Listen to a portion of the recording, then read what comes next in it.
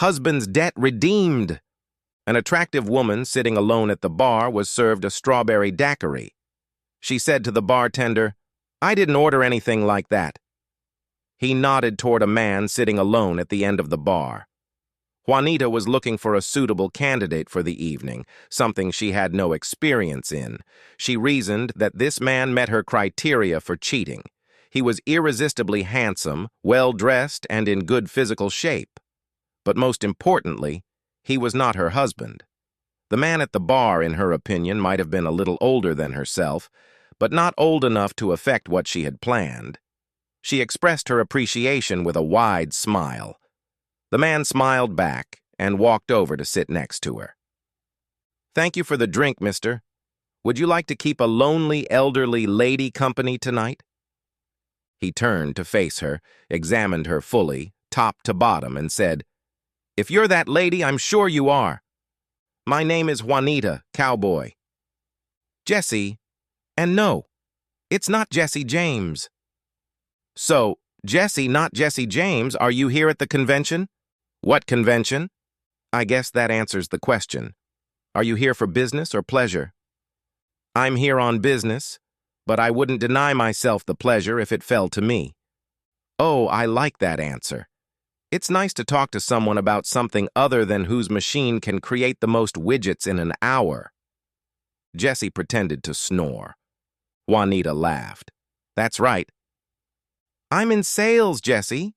What do you do for a living?" "I'm an assassin." Juanita almost choked on her drink. "An assassin?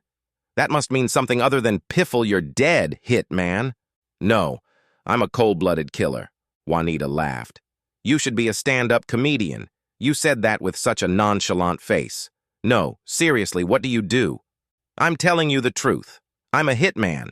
People pay me to kill other people." "You mean you're some kind of mercenary who gets paid by the government to take out terrorists or rescue hostages in some foreign shithole?" "No, although I did do that when I was in Special Forces. When I found out how much assassins were paid, I didn't enlist again." "So, Jesse, the hitman, who are your clients?" "I never know who hires me, and I don't want to know. I get information on the target, study their habits and movements to determine the best time and place to kill them, and then I kill them." "Are these the bad people you're killing?" "I assume they are because the people who hire me are bad. In my opinion, my targets wouldn't deal with the bad people who hire me if they were good people to begin with." "You're full of shit, Jesse. No real assassin would tell a woman he just met that he kills people. It's just not believable.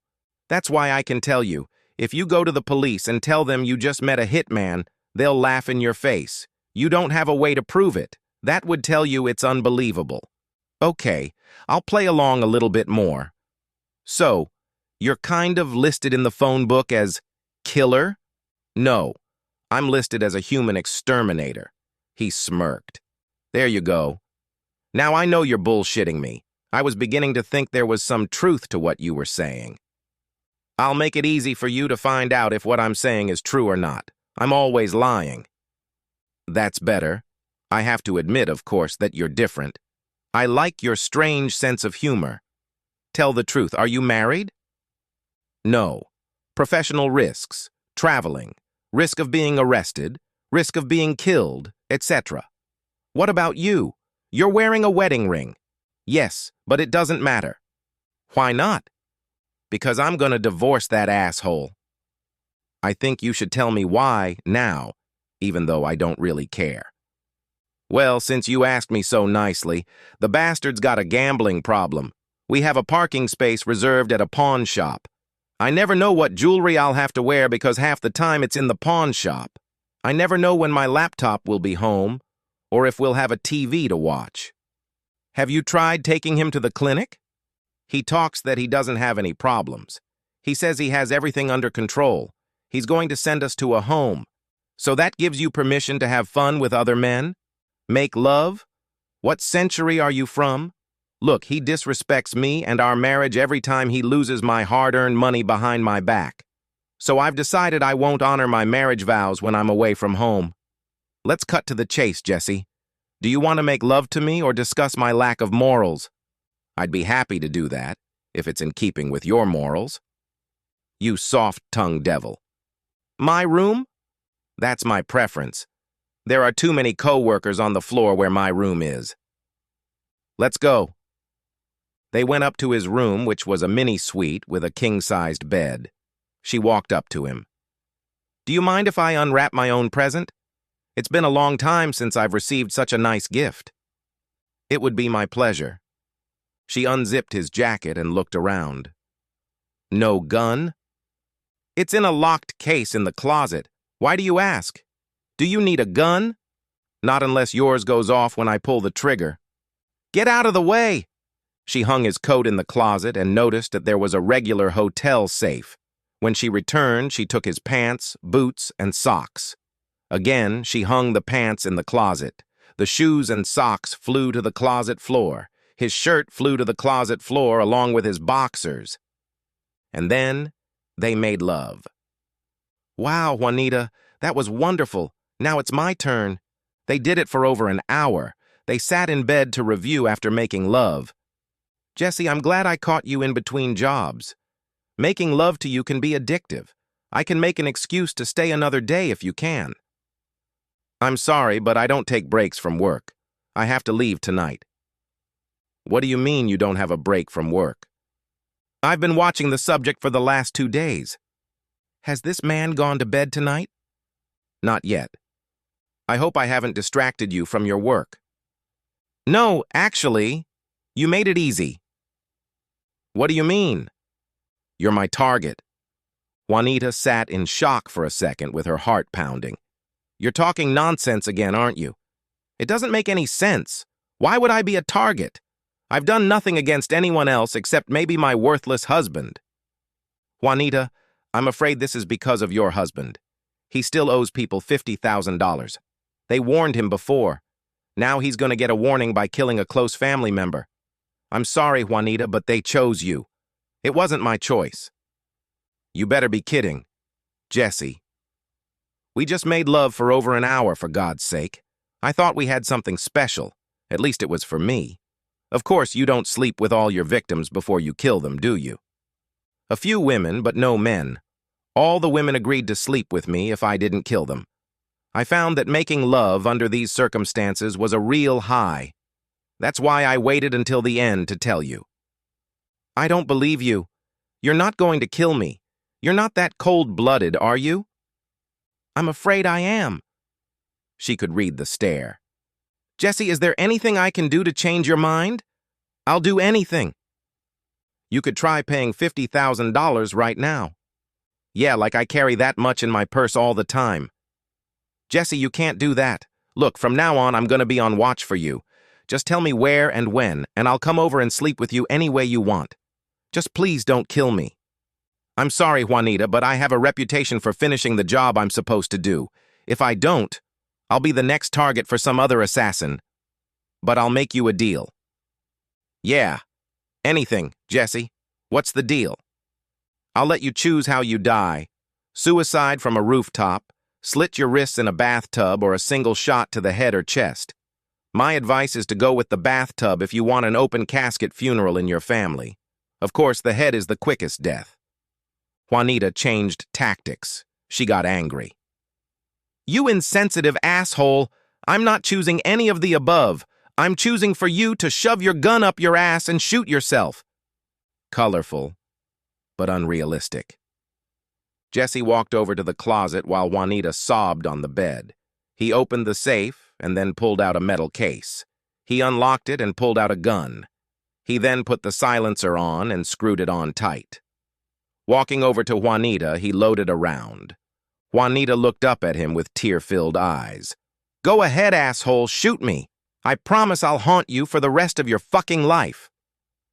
Jesse calmly and firmly put the gun to her left temple. Any last words? Yes. Do me a favor and kill my husband next. I'd be happy to, but you don't have the money to pay me. He took a deep breath.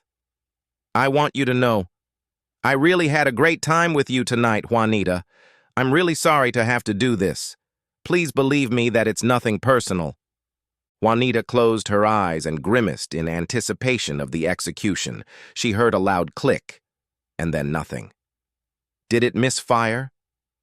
"Are you trying to torture me further? Shoot me already, damn it!"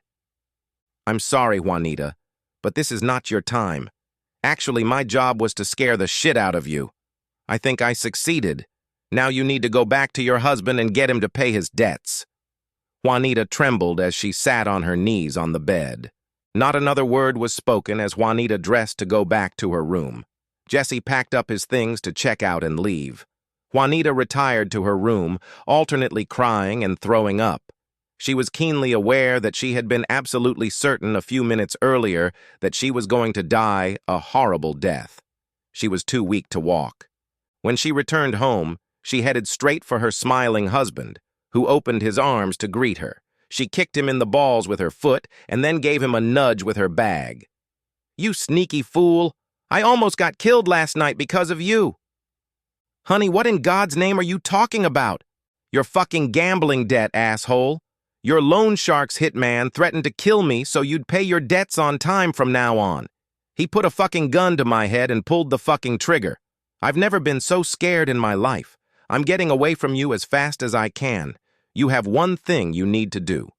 Tell your gambling friends that I'm no longer a part of your life, so my death is no longer a blackmail threat." "But Juanita, it's okay now. They said someone paid my debt. I assumed it was you who somehow got the money. Baby, I promise on my father's grave I'll never gamble again. Honey, we can go back to normal now." Juanita was confused. Finally, she exclaimed, "I don't want to see you. Sign the damn papers when you get them." She ran out of the house and dissolved the marriage. 6 months later. "May I see Mr. Lupo, please?" "And what business would you have with Mr. Lupo?" "I need the contact info for a hitman. He had to scare me about my husband's gambling debts." "Wow, young lady, we don't know anything about gambling, much less a hitman. You've been watching too many crime shows. Please leave the premises." "Please, I won't tell the police anything. I don't want to know anything except how to contact Jesse." "What's all the commotion in here?" "Nothing I can't handle, Mr. Lupo." Juanita ran over and knelt down in front of him. "Please, Mr. Lupo, tell me how to contact Jesse." "Jesse? If I really once knew someone named Jesse, and I'm not saying I do, why do you want to contact him?" "Yeah, I love him. I want him to know that." She started sobbing. "Lady, you need to forget about Jesse." "I can't." "Lady, how can I put this delicately? Jesse is no longer with us." "What?" "I heard he couldn't fulfill the terms of his contract with someone who was upset enough to make sure he never broke the contract again." "But he did it to save me." "I don't know anything about that. I've already said too much. Go on with your life. I just want you to know that I'm gonna miss Jesse too." Juanita returned to her lonely apartment. She drank until she fell asleep. When she woke up, she drank coffee and took some aspirin for her headache. She hadn't planned on going anywhere, but when the drinking was over, Juanita walked into the nearest liquor store. She drank again until she passed out. When she woke up, it was night and she was very hungry. Pizza seemed too dangerous for her upset stomach. She ordered Chinese food. When the doorbell rang, she took some money to the door. As soon as the door was unlocked, she was plowed to the floor and a hood was thrown over her head. She felt the prick of a needle and soon lost consciousness. Juanita awoke some time later, unknown to her. She could tell that she was tied up lying in the car seat and the hood was still on her head. She could tell from the bumpy road that they were not driving on the main highway. After a while, the road got even bumpier. They were driving on gravel with potholes. Juanita pondered what had happened. She concluded that her run-in with Mr. Lupo had reminded him that the job he had ordered had failed. She was on her way to her death. Judging by the ride, it was going to happen in the wilderness. For some reason, she didn't feel all that upset. She had come face to face with death once before. The car stopped, and her back seat door opened. She was pulled outside and stood up. Juanita was then thrown over the man's back and carried. He had 3 steps to go before he stopped. The door was unlocked and creaked as it opened. She was carried into the building and stood up. Her arms and legs were released. Finally, her hood was removed. "Hi, Juanita." Juanita just grabbed him, hugged him, and kissed him. "Oh, Jesse, I thought you were dead. Hold me and don't let go." "We were both close to dying. The courier was an assassin. You've been targeted again. My contract was up for a few months. I've been hiding, but I've been following you. I think they would have left you alone until you ran into Mr. Lupo." "Jesse, you're the one who paid off my ex-husband's debt, aren't you?" "I did." "And you did it because you cared about me?" "I couldn't kill you. I was hoping the money would take you off the target list. Instead, it took my job and put me on your own blacklist." "You were willing to do that for one night of love?" "No. I did it in hopes of many more nights of love. Juanita, I'm sorry, but from now on, we both have to live on the run. We have to be ready to leave at a moment's notice. If you don't want this life, you need to leave now. I'll drive you and drop you off wherever you want to go." "Where are you going next?" "I was going to stay here for a while. Do you mind?" "Of course not." "Jesse, what are we going to do for money if you don't get paid to be a hitman anymore?" "I've made a lot of money over the years. Looks like I'm also a talented venture capitalist. We don't have to worry about money." "Do I have to work?" "I'd be glad to." "It would be too dangerous. You need to be a stay-at-home mom." "What? You're assuming I'll marry you and have your kids?" "Pretty much." "Hell, I must be better in bed than I thought. I get all that from a man I slept with one night." "Uh-huh. All right. Well, if neither of us has to work, what are we going to do with our time? Have babies? Good choice. Now to bed? No, Jesse, I want to conceive our firstborn on that bearskin rug over there. We're going to name him Bear." "You're not on the pill?" I stopped as soon as I found out my divorce from the asshole was going through. I wasn't planning on making love to anyone for quite some time. For the next few days, I need to be nice and fertile. "Juanita, do you want to get married?" "Jesse, as far as I'm concerned, we're married. If you want a piece of paper that says we're legally married, I don't care. All you need to know is that if I ever betray you, you can go back to being an assassin." "You didn't have to say that. I took it for granted. The end."